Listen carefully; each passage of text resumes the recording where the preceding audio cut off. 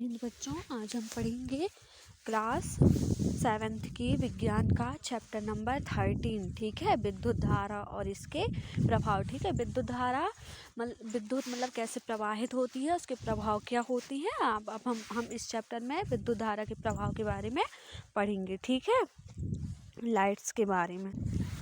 देखो बच्चों, इसमें बताया गया है कि कहाँ स्विच के लिए ठीक है ऑन की स्थिति और तथा ऑफ की स्थिति कैसी होती है। ठीक है, इन बैटरी तथा उसके प्रतीक भी दर्शाते हैं। ठीक है, बैटरी के प्रतीकों को हम क्या करते हैं, एक ध्यानपूर्वक उसको देखते हैं। ठीक है, ये क्या बना हुआ है, विद्युत परिपथ के कुछ अवयवों के प्रतीक। ठीक है, उनके चिन्ह दिए गए हैं। जैसे कि जो विद्युत सेल होता है, ठीक है, तो वो कैसा होता है, उसके प्रतीक कहाँ पर वो माइनस और कहाँ पर वो प्लस होता है। ठीक है, अब विद्युत बल्ब दिया गया है। ठीक है, स्विच ऑन की स्थिति में दिया गया, स्विच ऑफ की स्थिति में दिया गया। ठीक है, कि कहाँ पर क्या स्विच ऑन होता है, कहाँ पर ऑफ होता है। ठीक है, और एक अपन को बैटरी दी गई है और उसमें जो संयोजक तार जो जुड़े हुए जो संयोजक तार होते हैं उनके बारे में बताया गया है। ठीक है, जो टॉर्च होती है, ट्रांजिस्टर्स होते हैं। ठीक है, और जो रेडियो खिलौने होते हैं, अपने जो टीवी का रिमोट कंट्रोल होता है। ठीक है, रिमोट कंट्रोल। ठीक है ना, और जैसी कई युक्तियों में बैटरी उपयोग की जाती है। ठीक है, जैसे कि देखो अपने जो टॉर्च होती है, ठीक है, टॉर्च को जब हम जलाते हैं तो उसके अंदर क्या होता है, एक बैटरी होती है। ट्रांजिस्टर्स जो रेडियो होते हैं, ठीक है, रेडियो उनमें भी क्या होता है, अंदर बैटरी होती है। ठीक है, टीवी रिमोट जो कंट्रोल होता है उसके अंदर भी क्या होती है, बैटरी उपस्थित होती है। जैसे कई युक्तियों में बैटरी उपयोग की जाती है। ठीक है, तथापि हम इनमें से कुछ युक्तियों में विद्युत सेलों का भी सदा ही उपयोग करते हैं। ठीक है, उसके अनुसार एक के बाद दूसरे को नहीं रखा जाता है। ठीक है, कभी कभी कुछ सेल क्या होती है, सेलों को एक के साथ दूसरे से सटा कर हम क्या करते हैं, रख देते हैं। फिर जो सेल होते हैं उनके टर्मिनलों को हम इस प्रकार संयोजित करते हैं कि किसी भी युक्ति से जो बैटरी होती है, बैटरी वाले जो हम खाने होते हैं उनको हम ध्यान से क्या करते हैं, देखते हैं। ठीक है, प्राय इनमें क्या होता है, एक मोटा तार लगा होता है। ठीक है, क्या होता है, इनमें एक मोटा तार लगा होता है तथा जो धातु की क्या होती है, धातु की पत्ती होती है। ठीक है, जो एक सेल के क्या होती है, धन टर्मिनल को क्या होती है, जो सेल होते हैं उनके धन टर्मिनल को किससे जोड़ती है, दूसरे ऋण टर्मिनल से किससे जोड़ती है, ऋण टर्मिनल से जोड़ती है। बैटरी के खानों में जो सेल होते हैं, सेलों को सही ढंग से रखने के उद्देश्य से हम क्या करते हैं, इनकी सहायता के लिए हम प्राय इन पर क्या करते हैं, प्लस तथा ऋण माइनस चिन्ह जो अंकित कर देते हैं। ठीक है, देखो अपन को जैसे कभी कभी समझ में नहीं आता है, ठीक है, कि कहाँ प्लस और कहाँ ऋण लिखा हुआ है, तो अपन उसमें क्या करते हैं, प्लस और माइनस का एक चिन्ह बना देते हैं। लकड़ी का एक हम क्या लेते हैं, गुटके। ठीक है, गुटका जो रहता है उसको लेते हैं और लोहे की 2 पत्तियां होती हैं। ठीक है, उस तथा जो रबड़ के छल्ले होते हैं उनको उपयोग करके हम एक सेल होल्डर बना सकते हैं। ठीक है, हम क्या कर सकते हैं, एक सेल का जो होल्डर होता है हम उसे बना सकते हैं। ये आवश्यक है कि जो रबड़ के छल्ले होते हैं धातु की पत्तियों को हम कसकर क्या कर देते हैं, जकड़ के रखते हैं। 2 या अधिक सेलों की जो बैटरियां होती हैं, ठीक है, बैटरी जो होती हैं उनको बनाने के लिए हम क्या करते हैं, सेल होल्डर बाजार से भी हम खरीद सकते हैं। ठीक है, अगर अपने पास उपलब्ध नहीं है तो अपन उनको क्या कर सकते हैं, बाजार मार्केट से भी ला सकते हैं। इसमें से कुछ सेलों को उचित ढंग से हैं हम इस प्रकार व्यवस्थित करते हैं कि जो सेल होता अपना उसका जो क्या हो, धन टर्मिनल मतलब प्लस वाला जो टर्मिनल हो। ठीक है, दूसरे सेल के माइनस वाले टर्मिनल से क्या हो, संयोजित हो, मतलब जुड़ा हुआ हो। ठीक है, सेल होल्डर की जो धातु होती हैं, धातु की 2 हम क्या करते हैं, क्लिपों में प्रत्येक के साथ एक तार का एक छोटा टुकड़ा हम क्या करते हैं, उसे संयोजित करते हैं, उसे जोड़ देते हैं। फिर हम बैटरी के लिए इसे तैयार करते हैं। ठीक है, किसी बैटरी को जो हम निरूपित करने के लिए उपयोग किए जाने वाले प्रतीक को हम क्या करते हैं, देखते हैं। ठीक है,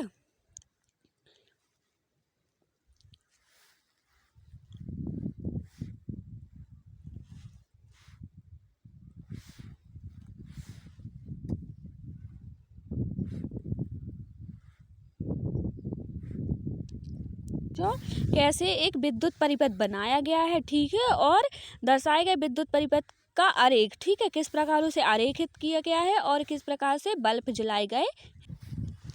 जो प्रतीकों का उपयोग करके हम क्या करते हैं, विद्युत परिपथ हमें एक आरेख खींचना हमारे लिए क्या हो जाता है, काफ़ी आसान होता है, ठीक है। इसलिए हम क्या करते हैं, सामान्यतः हम विद्युत परिपथ को परिपथ आरेखों से हम क्या करते हैं, निरूपित करते हैं, ठीक है। देखो अन्य परिपथ आरेख क्या हमें और भी जो अन्य आरेख परिपथ होती है हम किस प्रकार बनाते हैं, ठीक है। बल्ब में हम क्या कर देते हैं, एक पतला तार होता है, ठीक है, क्या होता है, बल्ब के अंदर एक उसमें पतला तार होता है जिसे तंतु अथवा क्या कहते हैं, फिलामेंट कहते हैं, ठीक है। तथा यह तभी दीप्त होता है जब इसे हम विद्युत धारा प्रवाहित होती है, जब कब यह जलता है, जबकि हम उसमें विद्युत धारा को प्रवाहित करते हैं। यदि बल्ब का जो तंतु होता है वह टूट जाता है तो बल्ब क्या हो जाता है, फ्यूज हो जाता है, ठीक है। जो बल्ब के अंदर एक पतली सी तार लगी होती है, ठीक है, बल्ब तो सभी ने देखा होगा और नहीं देखा है तो देख भी सकते हैं, ठीक है। उसके अंदर क्या होता है, बल्ब के अंदर एक पतली सी तार लगी होती है, अगर वह टूट जाती है, ठीक है, तो हम क्या कहते हैं कि बल्ब मतलब फ्यूज हो गया है, ठीक है। यदि बल्ब का तंतु टूट जाए, ठीक है, क्या हो जाए, बल्ब का तंतु टूट जाता है तो हम क्या कहते हैं कि बल्ब मतलब फ्यूज हो गया। अब हम क्या पढ़ेंगे, विद्युत धारा का तापीय प्रभाव, जो विद्युत धारा होती है उसका तापीय प्रभाव कैसा होता है। जब किसी तार से कोई विद्युत धारा प्रवाहित होती है तो वह क्या हो जाता है, तप्त हो जाता है, गर्म हो जाता है। इसे हम विद्युत धारा का क्या कहते हैं, तापीय प्रभाव कहते हैं, ठीक है। जब कोई तार से कोई विद्युत धारा को प्रवाहित किया जाता है तो वह तप्त हो जाती है, गर्म हो जाती है, इसे ही हम क्या कहते हैं, विद्युत धारा का तापीय प्रभाव कहते हैं। किसी ऐसे हम संधारित्र का नाम बता सकते हैं जिसमें कि विद्युत धारा का तापीय प्रभाव का उपयोग होता है, तो ठीक है, वो क्या है, एक हीटर, ठीक है। हीटर को हम क्या करते हैं, उसे हम फंसाते हैं, जब तो वह तप्त नहीं होता है, पर कुछ देर बाद देखना आप कि हीटर क्या होता है, बहुत अधिक मात्रा में क्या हो जाता है, गर्म हो जाता है, तप्त हो जाता है, ठीक है।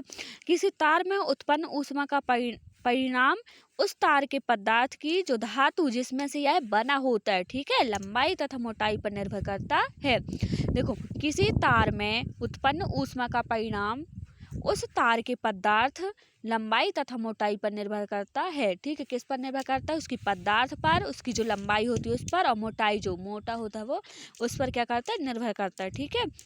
अतः विभिन्न आवश्यकताओं के लिए विभिन्न पदार्थ तथा विभिन्न लंबाई एवं मोटाई के तार का उपयोग किए जाते हैं, ठीक है। हमें मतलब अलग अलग जो पर क्या होती है, आवश्यकताएं होती हैं, ठीक है। तो हम विभिन्न जो पदार्थ होती हैं और जो लंबाई होती है, मोटाई के लिए तार का उपयोग करते हैं। विद्युत जो परिपथ होते हैं उनको जोड़ने के लिए जो प्रयोग होने वाले तार होते हैं उसे हम क्या कहते हैं, संयोजी तार। सामान्यतः क्या गर्म होते हैं, ठीक है। जो तार होते हैं क्या होते हैं, गर्म होते हैं। इसके विपरीत मतलब इसके विपरीत क्या होता है, कुछ विद्युत संधारित्रों के अवयव इतने अधिक तप्त हो जाते हैं और यह आसानी से दिखाई देते हैं, ठीक है। जो अवयव, जो संधारित्र के जो अवयव होते हैं वह इतने तप्त होते हैं कि हमें वो आसानी से दिखाई दे सकते हैं। विद्युत बल्ब के तंतु, ठीक है, विद्युत बल्ब के जो तंतु होते हैं वह इतने उच्च ताप पर तप्त हो जाते हैं कि दीप्त होकर प्रकाश देना आरंभ कर देते हैं, ठीक है। और क्या होते हैं, जब इतने ज़्यादा गर्म हो जाते हैं कि गर्म होने के बाद भी हमें प्रकाश देना आरंभ कर देते हैं, ठीक है। विद्युत बल्ब का दीप तंतु, ये चित्र बना हुआ किसका, विद्युत बल्ब का दीप्त तंतु, ठीक है। हम पढ़ेंगे यदि किसी तार के बड़े परिणाम की विद्युत धारा प्रवाहित होती है, ठीक है, यदि जो तार होती है उसमें कोई परिणाम की विद्युत धारा क्या हो, प्रवाहित की जाए तो तार का कितना अधिक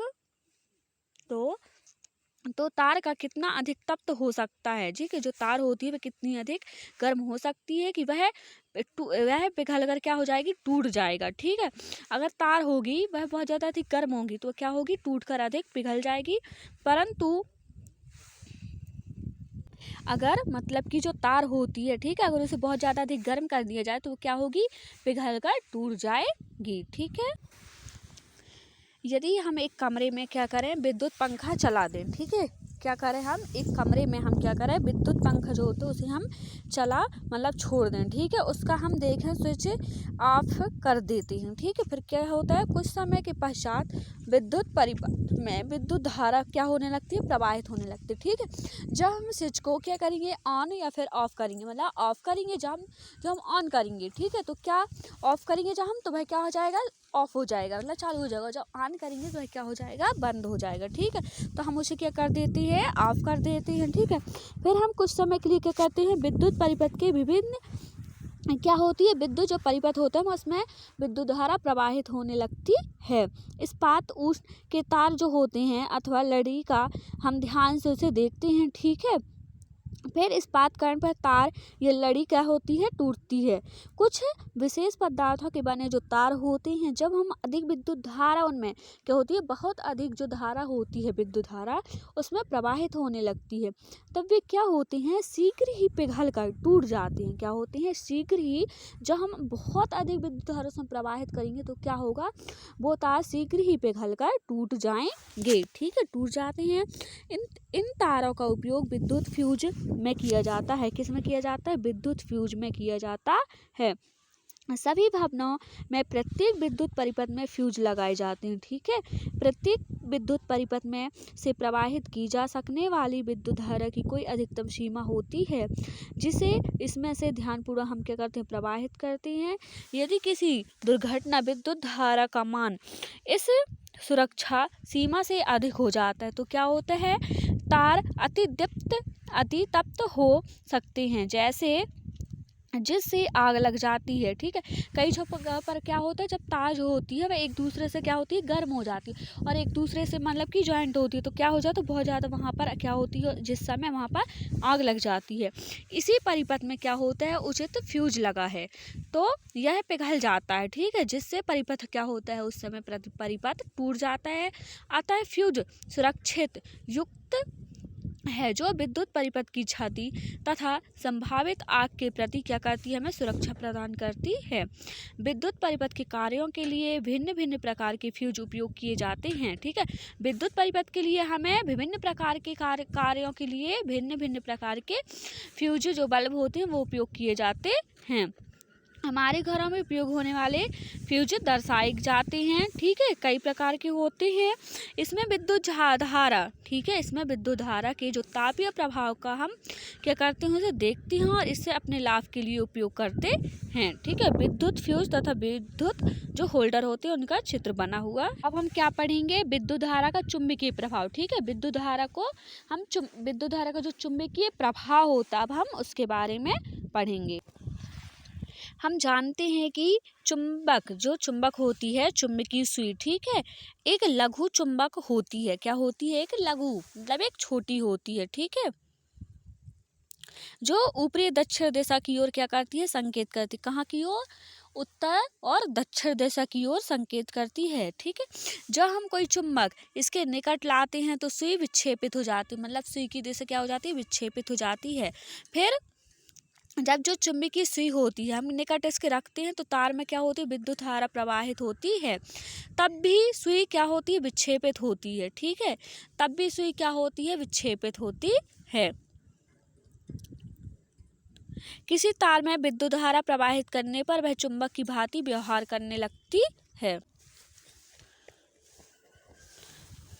वे ऐसे पहले व्यक्ति थे जिन्होंने यह देखा कि जब भी किसी तार से विद्युत धारा क्या होती है, प्रवाहित होती है, तो उसके पास रखी जो चुंबक की सुई होती है वह क्या हो जाती है, विक्षेप हो जाती है।